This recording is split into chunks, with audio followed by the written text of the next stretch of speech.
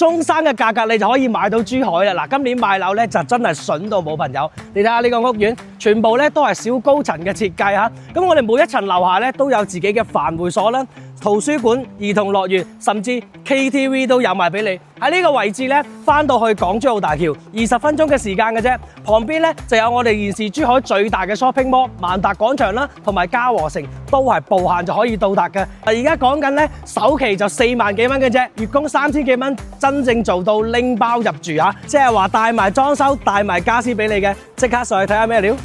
嗱，使用率高咧，亦都係呢個項目嘅一大亮點啊！同埋而家我哋講緊呢套單位咧，係拎包入住噶嘛，帶埋全屋嘅家私家電，入戶嘅門櫃啦，我哋見到呢一間屋就係叫做所見所得啊！一個南北對流嘅單位，非常之舒服啊！前面嘅話咧，可以望到我哋小區嘅園林景觀；後邊嘅話咧，亦都可以望到小區園林景觀，係非常之舒服嘅。嗱，呢一個咧有個 U 型嘅廚房啦，做出嚟嘅話可以望到後邊嘅一個景觀標窗嚇。